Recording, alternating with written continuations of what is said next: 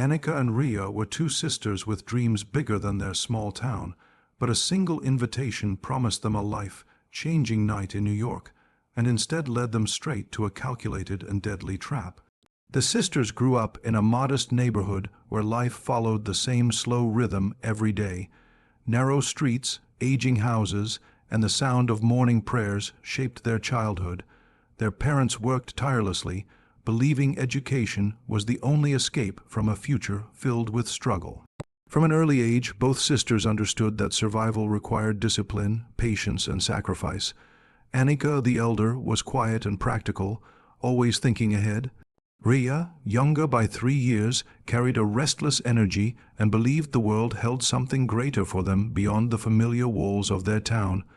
As they grew older, responsibilities arrived faster than opportunities.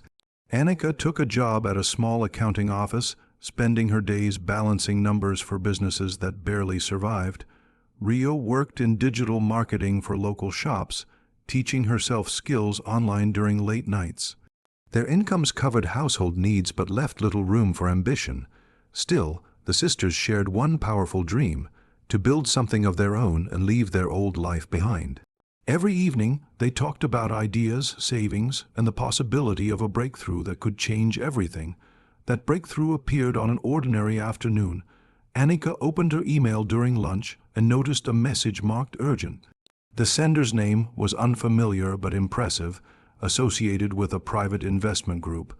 The email praised the sisters' online profiles and hinted at international exposure.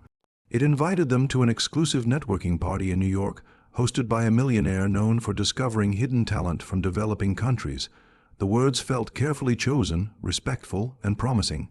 It mentioned a personal recommendation, though the source was not named. At first, Annika suspected it was a mistake or a scam. She read the message several times, checking grammar, formatting, and links. Everything looked professional. The email included official logos, registration numbers, and contact details. When Ria saw it, her excitement was immediate. She searched the investor's name online and found articles discussing luxury events and private business gatherings. The information was limited but convincing enough to ease their doubts. What felt impossible slowly began to feel real. A follow-up email arrived within hours, addressing the sisters by name and referencing specific projects Ria had shared online months earlier. It offered to cover all expenses, including visas, flights, hotel stays, and transportation.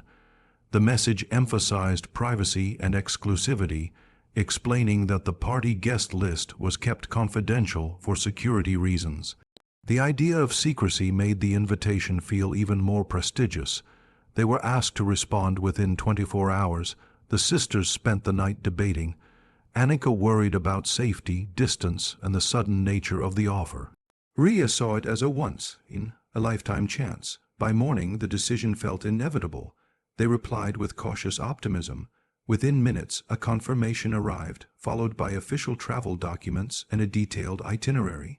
Everything moved faster than expected. Appointments were scheduled, tickets booked, and instructions provided with strict precision. As preparations began, the sisters shared the news with close family members. Some were proud, others uneasy, yet no one could deny the opportunity seemed extraordinary. New clothes were bought, presentations refined, and hopes quietly raised. The sisters believed they were stepping into a future shaped by success and recognition.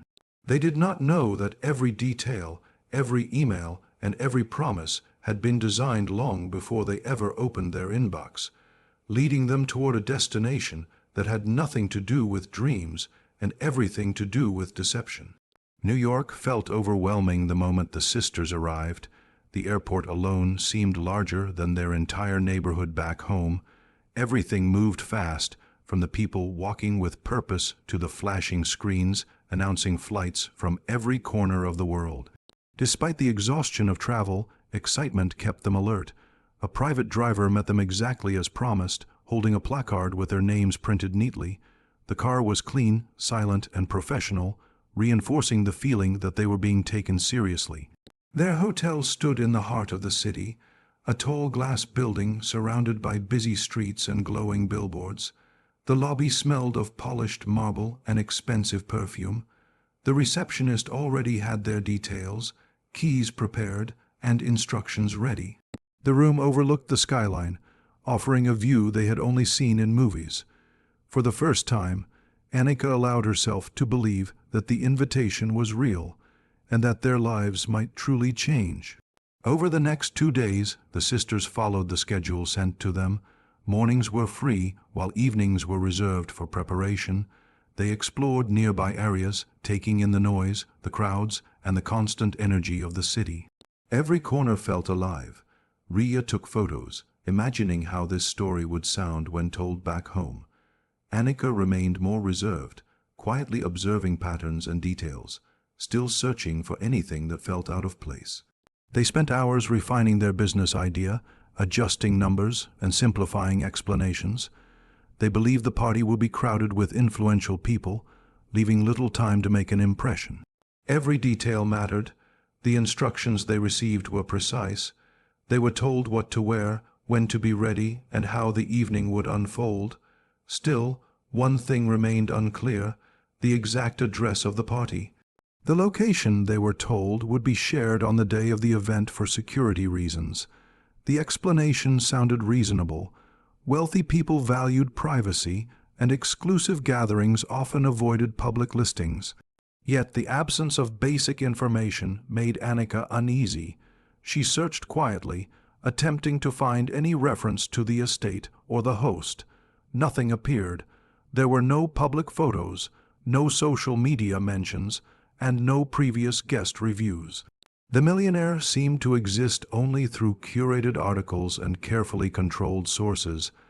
On the afternoon of the event, the sisters received a final message confirming pickup time. The tone was calm and reassuring. It reminded them to bring identification and to avoid sharing details of the event online. As evening approached, the city outside their window began to glow with lights. Music drifted up from the streets below, and the hum of traffic never stopped. Inside the room, the sisters dressed carefully, their movements filled with anticipation and nervous energy. The car arrived exactly on time. The driver said nothing beyond polite gestures. As they left the city, the surroundings slowly changed. Tall buildings gave way to quieter roads and darker spaces. Streetlights grew farther apart, and the noise faded into silence. The drive felt longer than expected, stretching into areas that felt unfamiliar and isolated. Annika watched the road closely, memorizing turns and landmarks, while Ria remained focused on the idea of the party waiting ahead.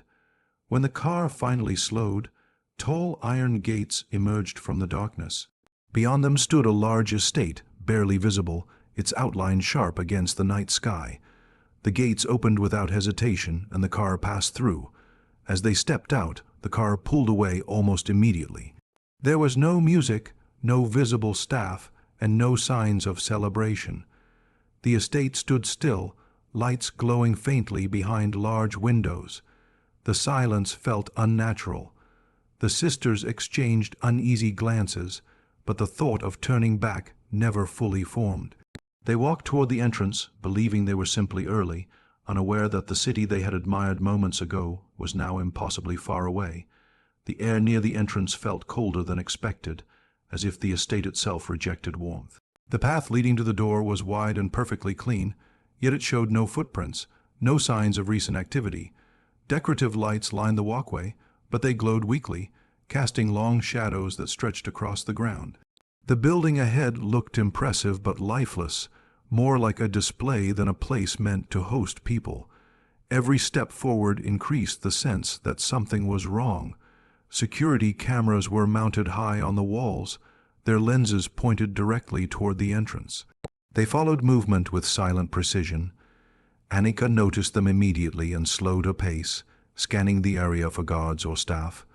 There were none. No voices, no footsteps, and no distant sounds of music or laughter. The silence pressed in, heavy and uncomfortable. Ria tried to stay confident, focusing on the idea that wealthy hosts valued control and quiet, but even she felt the unease settling in her chest. As they reached the base of the steps, The front door remained closed. It was large and solid, designed to intimidate rather than welcome. There was no doorbell, no intercom, and no visible sign indicating where guests should go. The absence of instruction felt deliberate. Behind them, the road was empty. The car that had brought them there was already gone, its engine sound swallowed by the darkness. The sisters paused, uncertain. In that brief moment, the estate seemed to hold its breath. Then the night shattered without warning. Gunfire erupted from hidden positions embedded into the walls and surrounding structures. The sound echoed sharply, amplified by the open space. The attack was sudden and overwhelming. There were no warning shots, no attempt to frighten or delay. The shooters aimed with precision, striking their targets within seconds. Annika fell first, the force knocking her backward onto the stone path. Ria collapsed moments later near the steps. The entire assault lasted only a short time. The shooters remained unseen, shielded by the estate's architecture and darkness. No alarms sounded, no lights flashed. The cameras continued recording, their red indicators glowing steadily. Once the shooting stopped, the silence returned just as quickly as it had vanished. The estate stood unchanged, as if nothing had happened. The door never opened. No one came to check the entrance. After a brief pause, the exterior lights began to turn off one by one, plunging the area into deeper darkness. The cameras powered down shortly afterward, erasing the final witnesses. Inside the estate, systems shut down automatically. Timers controlled the lights, locks, and surveillance equipment. Within minutes, the property appeared abandoned. Far from the entrance, a secondary gate opened to allow vehicles to exit unseen. Those responsible left without urgency, confident in the efficiency of their plan. Time passed unnoticed. The sisters remained where they had fallen, the invitation still folded inside one of their bags. The estate offered no shelter, no help, and no explanation. The road remained empty, and the surrounding area absorbed the sound of what had happened without response. It was only much later that a distant resident noticed something unusual while driving past the outer road. A shape near the gate, barely visible in the low light, caused enough concern to prompt a call to authorities. By the time help arrived, the estate had returned to its silent role, offering no answers. The entrance, designed to impress and intimidate, became the place where the illusion ended. The sisters never stepped inside. The party they believed awaited them had never existed. What stood before them was not opportunity or success, but the final stage of a carefully controlled operation. The execution at the gate was not an act of passion or chaos. It was the conclusion of a plan that had begun long before their journey ever started. Police vehicles arrived quietly, their lights reflecting off the iron gates and the smooth stone path. The estate appeared untouched, almost staged, as if it were meant to confuse rather than reveal. Officers secured the area and began documenting the scene, immediately noting the absence of physical evidence. There were no shell casings, no visible weapons, and no footprints leading away from the entrance. The precision of the crime suggested careful planning and deep resources. The first challenge came from the estate itself. Ownership records led investigators through layers of shell companies registered in different countries. Each company dissolved into another, creating a maze designed to delay and exhaust anyone searching for accountability. The property manager listed on paper had died years earlier, and the listed contact number no longer existed. The estate had been rented legally, but under a false identity supported by forged documentation that passed initial verification. Surveillance footage offered no help. The cameras that once faced the entrance had been professionally wiped clean. The internal servers were missing entirely, removed without damaging surrounding equipment. Whoever disabled the system understood its layout and security measures. Even the backup power supply had been disconnected, ensuring nothing remained stored. It became clear that the killers did not act alone. This was not the work of amateurs or impulsive criminals. Investigators shifted focus to the victims. Annika and Ria's travel history, financial records, and digital footprints were examined closely. Their emails revealed the invitation trail, which appeared legitimate at first glance. The server hosting the messages was traced to multiple locations across borders, bouncing through encrypted networks used in international fraud cases. Similar email structures were found in older scams involving false investors and exclusive events, though none had ended in murder. As financial analysts joined the case, a critical detail emerged. Weeks before the sisters received the invitation, a large sum of money had been deposited into their shared bank account. The source was an inheritance from a distant relative they barely knew. The transfer raised no immediate suspicion at the time, as all legal documents appeared valid. However, deeper investigation revealed the inheritance funds were linked to stolen capital from an underground investment operation operating across several countries. The sisters had unknowingly become part of a laundering process. By receiving the money legally and later traveling abroad, they allowed the funds to move through clean channels. Shortly after their arrival in New York, the money was transferred out of their account in small, rapid transactions. Within hours of their deaths, the funds disappeared into offshore accounts, fractured beyond recovery. This discovery changed the entire direction of the case. The party invitation was never about opportunity. It was a controlled method to bring the sisters into a specific location at a specific time after their role in the financial operation was complete. Once the money was secured, their existence became a risk. Eliminating them ensured silence and removed any chance of future exposure. Authorities contacted international agencies, uncovering similar patterns in unresolved cases. Individuals lured abroad with promises of wealth, only to vanish or die under suspicious circumstances. Each case involved clean financial transfers, encrypted communications, and false identities that dissolved after use. The structure pointed toward a powerful criminal network capable of blending financial crime with targeted violence. Despite growing evidence, arrests remained impossible.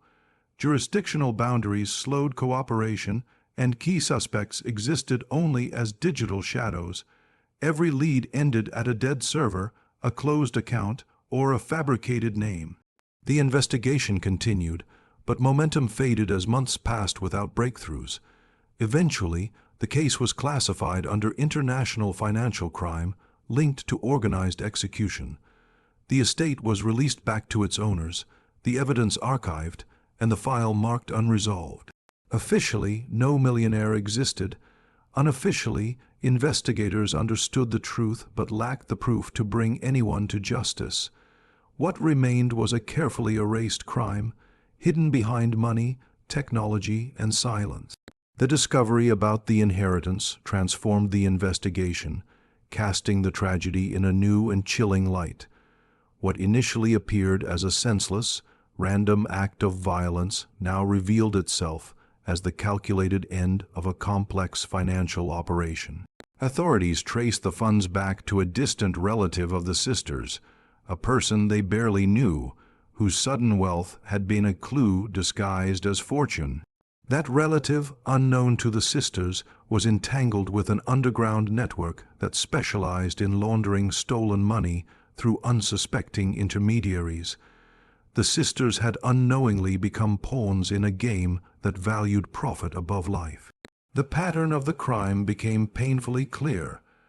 The sisters had been chosen not for their ambitions or talents, but for the inheritance they had received, an inheritance that could be moved and legitimized in ways that made it nearly impossible to trace. Once they arrived in New York, and the money had been successfully transferred through offshore accounts, their usefulness ended. Their elimination was not out of malice, but of meticulous calculation, ensuring the network faced no risk of exposure. Each step of the plan, the email, the luxurious invitation, the hotel, and the isolated estate, was designed to control their movements with precision. Further analysis of similar cases suggested that the network had operated this way before. Young people with access to sudden wealth were offered improbable opportunities abroad, only to vanish or die. Investigators found disturbing parallels in other continents: sudden invitations from wealthy benefactors, private estates in remote locations, and the immediate disappearance of the victim's assets. The operation relied on secrecy, distance, and the impersonal nature of international financial systems. Digital traces could be erased, accounts could be cleaned, and identities could be fabricated without leaving tangible evidence. The estate where the sisters were killed became a symbol of the deception. It had been rented under a false identity, with security cameras and digital systems installed to manipulate perception and provide surveillance. The attackers had insider knowledge, moving unseen while controlling every variable. Their plan was flawless. The sisters never had a chance, and no casual observer could have predicted the danger awaiting them.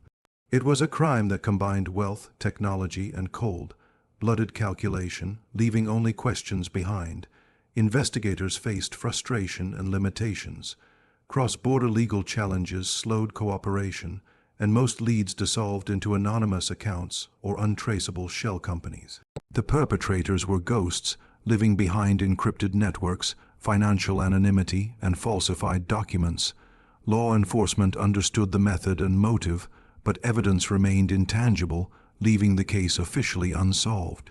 The network's combination of financial manipulation and targeted violence made prosecution nearly impossible. The aftermath left a lingering sense of warning. The sisters' family returned to their small town, carrying grief that felt compounded by the realization of the mechanics behind the tragedy. The inheritance, meant to secure their future, had marked them for death. What had seemed like an extraordinary opportunity, the chance to meet a wealthy benefactor, gain recognition, and change their lives, was nothing more than an elaborate lure. The world beyond their neighborhood, once filled with hope, now appeared treacherous and calculated, capable of turning dreams into deadly traps.